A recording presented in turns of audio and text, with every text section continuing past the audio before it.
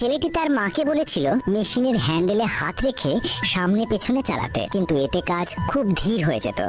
বছরের পর বছর ঝুঁকে কাজ করতে করতে মায়ের হাতে প্রচন্ড ব্যথা ধরেছিল। তাই ছেলে টানা 10 বছর ধরে মায়ের কষ্ট কমানোর উপায় খুঁজতে লাগলো। একদিন তার সাইকেলের চেন খুলে গেল। পুরনো মরচে ধরা চেন বদলে নতুন চেন লাগাতেই চাকা ঘুরতে শুরু করলো। আর সেখান থেকেই মাথায় এলো এক নতুন আইডিয়া।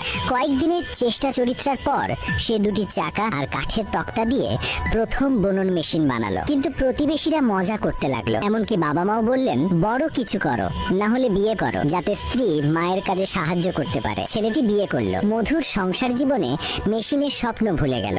কিন্তু 6 মাসের মধ্যে স্ত্রীর হাতেও তীব্র ব্যথা শুরু হলো। ছেলেটির ভীষণ খারাপ লাগলো। এবার আবার পুরনো স্বপ্নকে জাগিয়ে তুললো, আর স্ত্রীও তাকে সাহায্য করলো। গোপনে মেশিন বানাতে লাগলো। কয়েক মাস পরে এক সাধারণ মডেল তৈরি হলো। চালু করতেই মেশিন ঘুরতে লাগলো।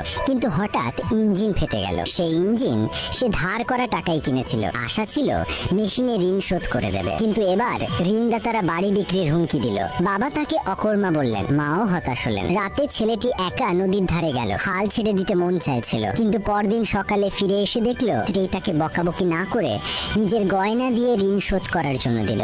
তারা শহরে যাওয়ার সিদ্ধান্ত নিল। অর্থ উপার্জন করবে আর মেশিন আবার বানাবে। কিন্তু শহরে সৎভাবে কাজ করায় যাত্রীরা সঙ্গে খারাপ ব্যবহার করত। একদিন দুর্ঘটনায় পড়ল। হাসপাতালে সে পাশের খাটে থাকা এক ইলেকট্রিশিয়ান ছাত্রকে দেখলো। বইটা উল্টে কয়েক সেকেন্ডে কঠিন প্রশ্নের সমাধান করে ফেললো। ছাত্রটি তাকে এক কন্ট্রাক্টরের সঙ্গে পরিচয় করিয়ে দিল। অবশেষে চাকরি পেল। 1 বছর পরে স্ত্রী আর সন্তানকে নিয়ে বাবা মায়ের কাছে ফিরল। মেশিনও নিতে চাইলো, কিন্তু বাবা মা বাধা দিলেন। তারা মনে করতেন মেশিন অশুভ। বাবা তো একে পুড়িয়েও ফেললেন।